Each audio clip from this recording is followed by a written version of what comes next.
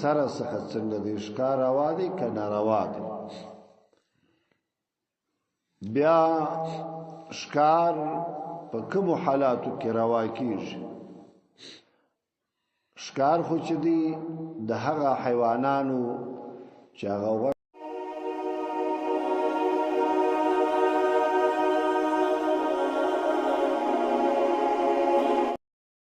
ونبينا وحبيبنا وشفيعنا ومولانا محمد وعلى آله وأصحابه أجمعين. بسم الله الرحمن الرحيم. يا أيها الذين آمنوا ليبلونكم الله بشيء من الصيد تناله أيديكم ورماحكم ليعلم الله من يخافه بالغيب، فمن اعتدى بعد ذلك فله عذاب أليم. يا أيها الذين آمنوا لا تقتلوا الصيد وأنتم حرم، ومن قتله منكم متعمدا فجزاء مثل ما قتل من النعم يحكم به ذوى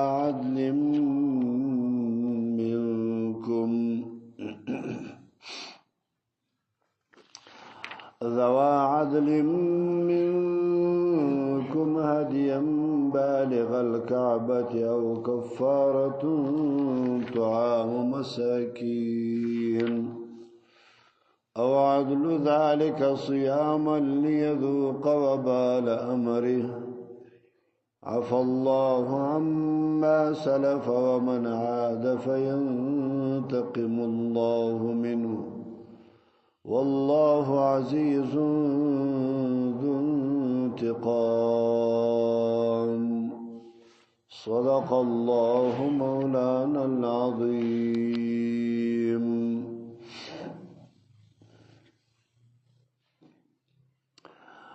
دغه آیتونه په باره کې د ښکار نازلیږي او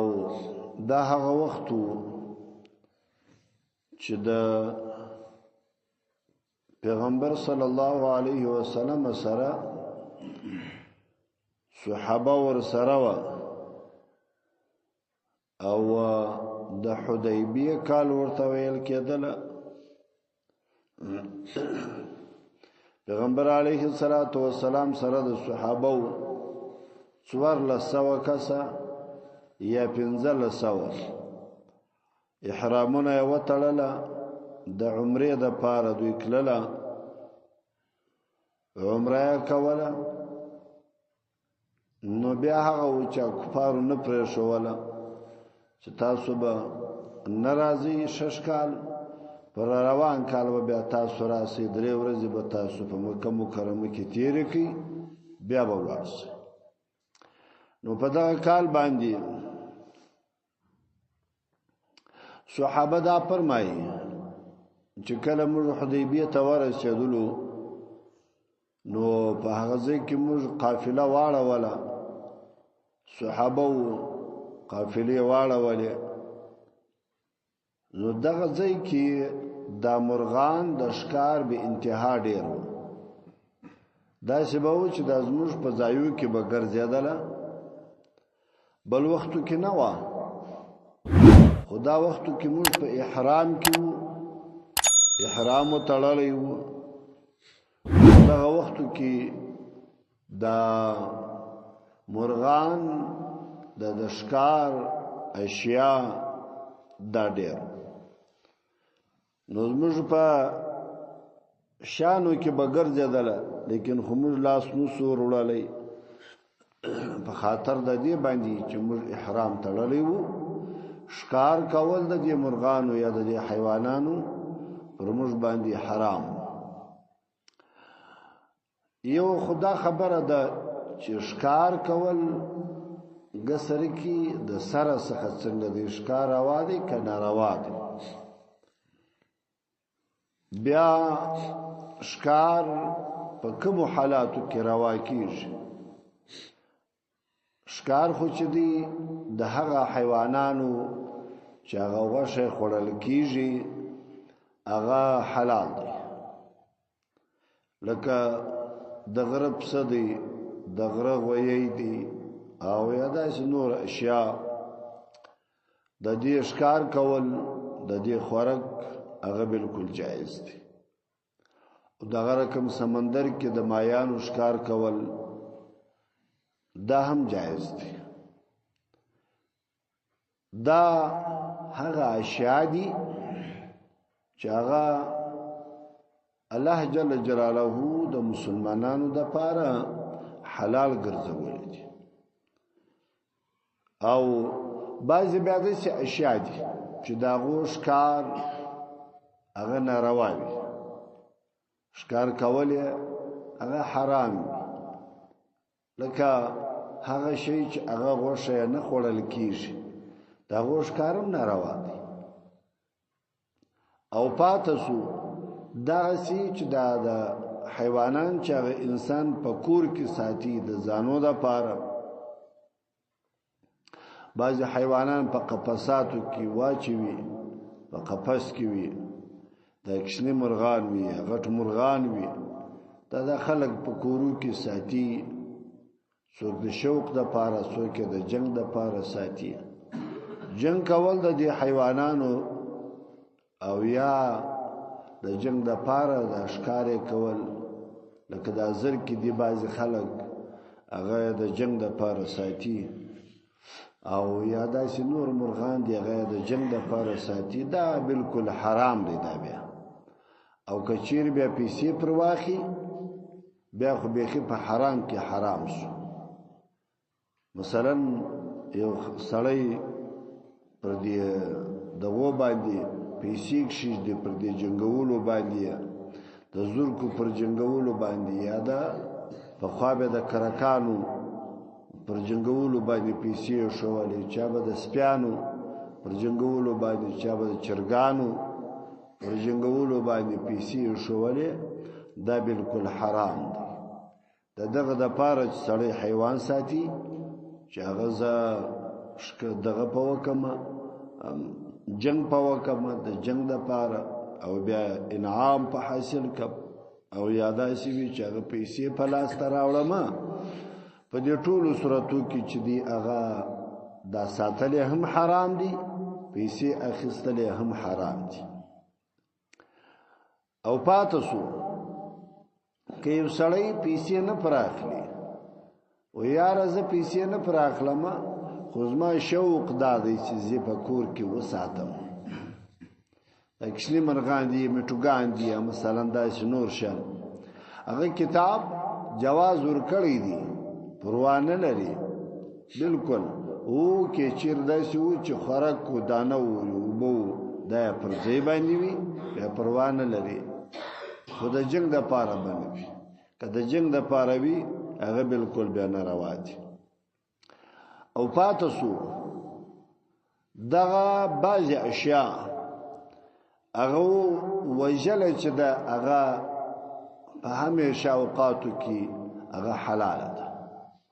هغه که انسان په حرم کې وي،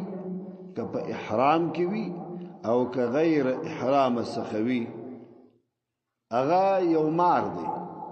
د مار وژنه همیشه اوقاتو کې هغه انسان ته حلال دی، جواز لري. حتی که یو سړی په لمانځه باندې ولاړ هم وي، نو یو شي دی ووایي مړ دی کې لمونځ یې هم نه په خرابېږي چې خبرې ونه کړي دا سړی. او یا داسې وي چې هغه لړم دی، مار دی، لړم دی، دغه رقم دغه دی مژک دی دا او یا لیو دی یا هغه خروړی سپی دی د دې وجنا هغه ک انسان په احرام کې دننوي او که د احرام څخه د باندې وي هغه وجنه حلال ده سرخ مخلص او بل دا دی هغه ک انسان ک په حرم کې وي دننه په بیت الله شریف کې په حرم کې وي الته خو بوشه تلاس نه وروړي لیکن خود دغه شان وجنه په غزه کې هم حلال ده د الله پیغمبر صلی الله علیه وسلم دا خبره کړې اوس د نور شکار نور مرغان شکار کول هغه په حرم کې یا په احرام کې د انسان د پاره چې دی هغه ناروا دي لیکن دغه اشیاء دا ضررمندي دا ضرر رسوي نو چې کړه دغه اشیاء ضرر رسوي بیا د دوی وجنا هغه که په احرام کې وي او که بغیر احرام وي هغه د ناروا دي او بل کچیر یو سړی په احرام کې وو نو بیا دی روان دی ښکار وکي روان دی بیت الله شریف ته په احرام کې دی دننه احرام هم تړلې دی ښکار وکي نو بیا د دې لپاره لار کومه لار دا د الله جل جلاله لار ودیته شوولې ده چې جزاء ده دغه حیوان په مثال باندې دغه سبل حیوان پیدا کوي او دا به علالوی خیراتی به دا به جزا شي ورنه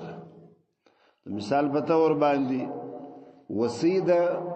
د وسی په مقابل کې پسدي وسی اشکار کړل په احرام کې ودی احرام تړلې وو د وسی اشکار وکي نو د وسی په مثال باندې په دې حیوانانو کې پسدي نو بس دا سبب بیا رانیسی بیا به خیراتوی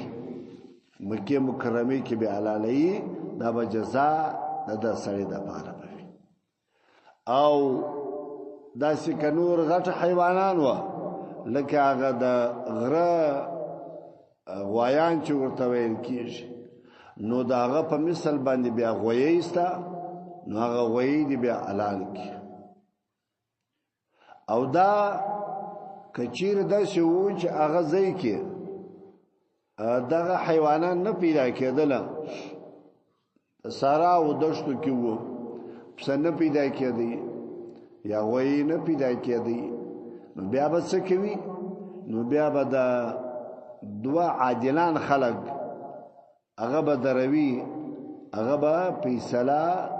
پر پیسو پر قیامت باندې کوي چې دونه قدر قیامت به تخیراتوي نو هغه قدر قیامت چې دی هغه به بیا دی ور کوي مسکینانو باندې به ویشي سره مخلص کاغه نو بیا به نور روزي نسی اندازه به ورته لګوي اندازه بیا دا رقم نیمه پیمانه چې کوم دا د سرسایي نیمه پیمانه ده د دې نیمه پیمانه په مقابل کې به یو ورځ دی روزه نسی نو بیا به هغه پیسو ته حساب وکړي چې هغه پیسې څومره اندازه دي او څو غنم پکېږي څو پیمانه غنم پکېږي نو بیا به هغه غنم پر پیمانو پر نیمه پیمانو باندې تقسیم کی چې کله تقسیم سوالا نو بیا د هرې نیمه پیمانه په مقابل کې به یو ورځ روزه نسی کلاس روزه جوړېدلې کشل روزه جوړېدلې بیا به د روزه نسی کې پیسې نه درلودلې به حکم هغه الله جل جلاله دا ذکر کړی دی ادا خو هغه در حرام او در دغه پر تعلق لري الله دې زموږ تاسو نصیبه د حج سره وکي نو حرام په وختو کې هغه الله جل جلاله دغه شان شي چې بعض حلال دي بعض حرام دي وای الله جل جلاله یا ایها الذین هغه کسانو آمنو چې تاسو ایمان راوړی دي لخامخا یبلونکم تاسو څخه امتحان اخلي الله الله جل جلاله بشیء پیوش باندې هغه شی کلجوي او کډیر وي معنی کښنی وي کغټ من الصید چې هغه عبارت د ښکار څخه دی تنالوه چې رسیږي و د ښکار ته ایدیکم ستاسو لاسونه هم ورسیږي ورماحکم او ستاسو نیزی هم ورسیږي نیزه خو په دانیزو باندې بدوی د وشتل کوله ليعلم الله چې علم راولي الله جل جلاله من پر هغه چا باندې يخافه چې د الله جل جلاله څخه بیریږي بالغیب په غیبو کې بیریږي معنا دا یو سړی په ظاهرا باندې ډیر بزرګیش کار کوي و خلکو ته چې زه دې ش سلام دادی وهادي او دا الله جل جلاله دا فرمایي چې ته ودرېږه په غیبو کې ته څنګه معنا چې د خلکو څخه ته غایب شي ما ته خو معلوم نه نو چې د خلکو څخه ته غایب بیا بزرګي کې کنه کې هغه ځای الله جل جلاله انسان ته ورشکاره کوي فمن غسوک اعتدا کی چیر تجاوز وکي بعد ذلك ورست دغه امتحانا نو فله د پاره عذاب الیم سخت عذاب وي ورځ د قیامت باندې یا ایها الذین یا کسانو آمنو چې تاسو ایمان راوړی دي لا تقتلوا الصید تاسو موجنی ښکار وانتم پداس حال کی چې تاسو حرم تاسو په احرام کې یاست تاسو چې په احرام کې یاست نو تاسو یې وجنه مکوي ومن غسوک قتله کی چیر ښکار وکي منکم تاسو څخه په داسې حال کې چې دی په احرام کې وي متعمدن په قصد باندې نو بعض علما دلته دا ذکر کوي وای دا د متعمدن خبره په دی وجه الله جل جلاله وکړه کچيري په خطا یا په یره باندې وي نو بیا جزاء پر د باندې نه دا واجب نو دا متعمدن قید په دی وجه چې د په خبر هم دی چې ز په احرام کې یما او ماته د ښکار کول هغه روان دي نو په دی وجه باندې بیا پر د باندې جزاء لازمي شي فجزاء جزاء ور کوي مثلو په مثل باندې ما قتل کم چې د غشکار وجلوي من النعم د نور حیوانان سخا نور حیوانان به پیدا کوي بیا به داغو جزاء ور کوي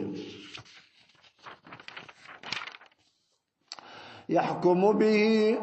حکم بکوي په دغه جزاء او په دې مثل باندې ذوا عدل خوندان د عدل بوي منکم تاسو څخه ذوا عدل خوندان د عدل بوي منکم تاسو څخه معنا دا چې د فاسقانو حکم د فاسقانو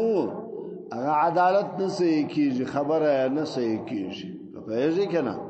عادلان بوي يحكم به فیصله حکم بکوي په دغه جزا باندې زواد منکم خوندان د عدل بوي تاسو څخه هدیان په داسې حال کې چې دا به هدیه بوي بالغ الکعبه تاسو به ومکه مکرمه ترسوي مکه مکرمه کې به و الله تعالی لوي از علماء اوس دې کې اختلاف کوي چې اوس نو دغه ښکار خدا وکي د دې په مقابل کې هغه د پسه پیدا کی د وسیش کار کړی دی پسه پیدا سو نو د پسه به اوس چیرې حلالي د لې دغه د ښکار په ځای کې به حلالي بل ځای به حلالي مکی شریف ته به رسوي نو دغه آیات په مقتضا باندې بعض علما هغه داوایي چې مکی مکرمه ته به رسوي الته به حلالوي هغه ځای کې د بعض علماو دا مسلک دی او بعض علماء غوایي وې دا شرط نه دی چې خامخا به سړی و مکه مکرمه ته رسوي پارځه کې چې حلال کې هغه ځای کې بس یې کېږي خو حرم بوي و حرم ته به رسوي معنا و حرم د مکه شریفه نو هغه مکی خپل بیت الله شریف نه غواړي بعض علما هغه دا وایي او کفارتون یا با کفاره ورکوي طعام مساکین کفاره معنا ډوډۍ به ورکوي و مسکینانو ته دغه جزاء معنا قیامت به ورکوي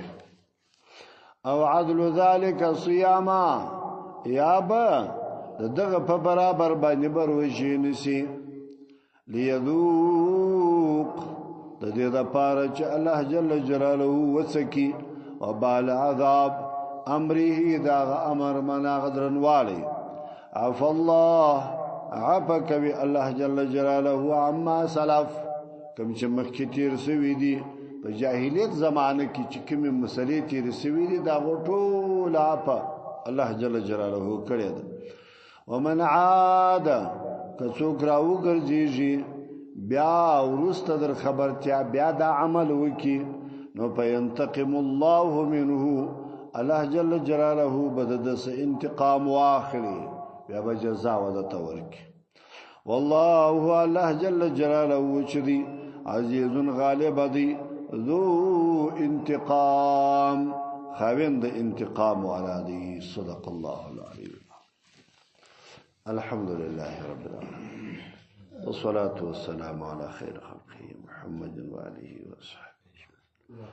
اللهم ربنا تقبل منا إنك أنت السميع العليم وتب علينا إنك أنت التواب